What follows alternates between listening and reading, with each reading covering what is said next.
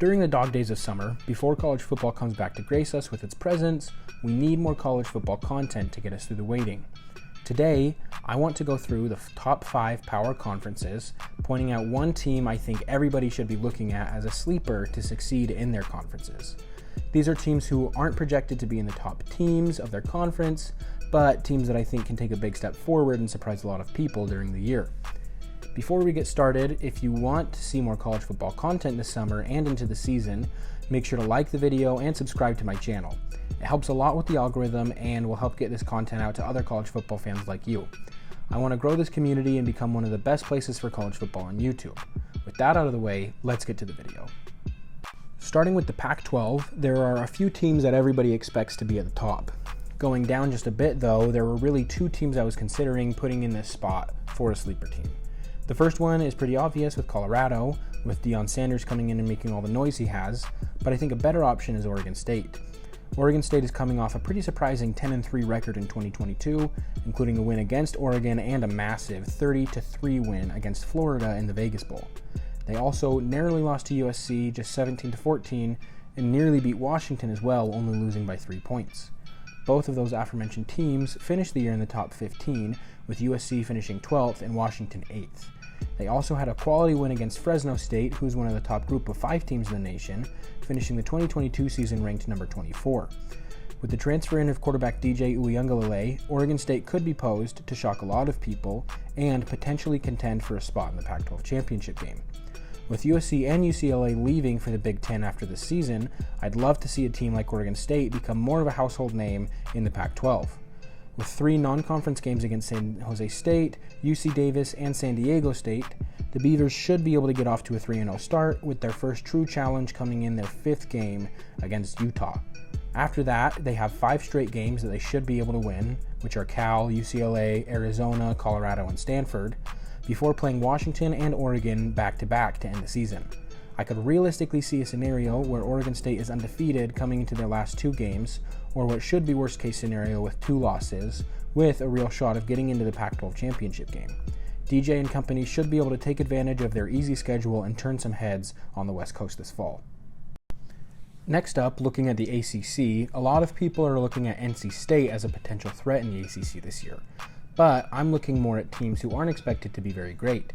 NC State should be soundly in the playoff conversation at the end of the year, in my opinion, considering they have University of Virginia transfer Brennan Armstrong and his former offensive coordinator Robert Anae. Those two should come together and put up some crazy offensive numbers. My sleeper pick for the ACC is Syracuse. Syracuse had a very good year in 2022, considering their prior years being near the bottom of the ACC.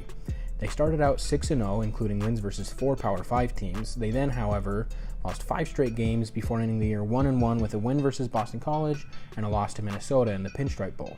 Starting out 6-0 and then ending 7-6 has to be gut-wrenching, and even though they finished 3rd in their division, I think that says more about the top-heaviness of the ACC than the ability of Syracuse.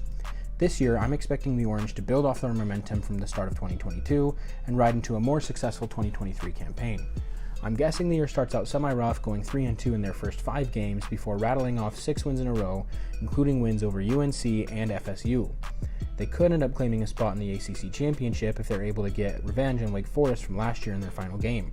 I wouldn't be surprised to see Syracuse improve this year and have a solid season, but they could very well have the wheels fall off if they lose to North Carolina and Florida State. Moving on to the Big Ten, which was a tougher conference to pick a sleeper for. Everybody knows the Big Ten is really solid across the board, with only teams like Rutgers, Indiana, Illinois, and Maryland not really picking up the slack on their end. Even teams like Northwestern and Purdue have taken steps forward, and Nebraska seems to be on track to be elite with the hiring of Matt Rhule over the offseason. Looking at the Big Ten teams, my sleeper pick has to be the Nebraska Cornhuskers for the reason I just mentioned. They fired Scott Frost, who could never seem to get any traction in his 4 years as head coach of the Huskers, and alongside his firing, they hired former Baylor and Carolina Panthers head coach Matt Rhule. Rhule has seen solid success at the college level, and even though he didn't succeed in the NFL, he was coaching one of the most poorly run organizations in the league, and the college game is so vastly different from the NFL in basically every way. Rhule is inheriting a tough situation, however, at Nebraska. Boosters and fans who are fed up with losing and dealt with the aforementioned Scott Frost for 4 grueling years want a coach who will bring them success. The Huskers have also seemed to be punished by the Big Ten year over year, consistently being given one of the toughest schedules in the conference on a yearly basis. Rule may not have a stellar first season in Lincoln, but I'm expecting a much better year than the Huskers have seen in a long time.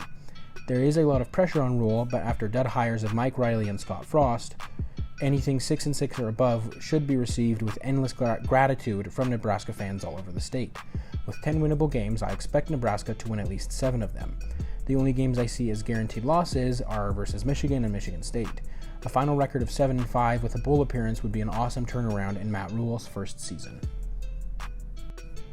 Looking now at the Big 12, there are questions all over the place for this conference. How will Texas and Oklahoma do in their final season as Big 12 members? How will the 4 newcomers, BYU, UCF, Houston, and Cincinnati, do in their first year in the P5 ranks? Can TCU continue their success from the run to the national championship last year? All of these are great questions, and I think there are a lot more to be answered, but when looking at a sleeper pick for the conference, I think this is a pretty clear choice. The Texas Tech Red Raiders are poised to have an amazing year in 2023. After going 8-5 last year, they have seen solid success and know what winning feels like. Joey McGuire has the makings of being the best coach since Mike Leach back in the days of Michael Crabtree, and after playing Wyoming in Week 1, which should be a cakewalk win, they welcome in Oregon for what should be an awesome game. With this one being in Lubbock, I anticipate Texas Tech winning a close one, but this game could go either way. They then have a lot of tests in a row, with games versus Baylor, Kansas State, BYU, TCU, Kansas, UCF, and then Texas. While I don't expect them to win all of those games, a 5-2 record isn't out of the realm of possibility, and I think that would be very impressive given how strong the Big 12 is looking to be this year. I think a regular season record of 9-3 would be amazing for Texas Tech, and the chance to get double-digit wins versus someone who will be a quality opponent in a bowl game.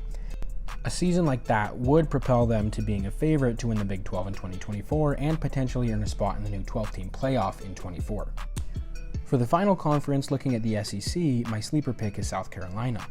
I fully expect SC to be in the conversation for a New Year's Six game, if not a playoff spot by the end of the year. Spencer Rattler is in a much better fit in Columbia compared to at Oklahoma, and Shane Beamer is a massively underrated head coach. The Gamecocks ended the 2022 season ranked number 23 with a record of 8-5. That 8-5 record, however, included wins against Tennessee and Clemson, Tennessee having been ranked number 1 in the nation at one point last year. It also needs to be stated that South Carolina absolutely routed the Vols, winning 63-38. They did have some bad games, losing to Missouri and also losing to Florida 38-6, but they had some solid momentum to finish the year last year. I expect the Gamecocks to start out 2-1, losing Week 3 to UGA, before winning 8 games in a row, before a battle versus Clemson in the final regular season game. I have no clue what Clemson will look like this year, but South Carolina will likely be riding a ton of momentum, and this should make for an amazing game in Columbia. Not having to play Alabama or LSU greatly benefits South Carolina, and I will be very disappointed if they don't finish the regular season with at least 10 wins. That's all I've got for today, so I'd love to hear about your sleeper picks in the comments and any other teams that you have high expectations for this year. If you enjoyed the video, make sure to like as well as subscribing to the channel. I'll be posting more about college football as the summer goes on and into the season, and subscribing will give you the best shot at seeing the videos as soon as they come out. Thanks for watching, and we'll see you all in the next video.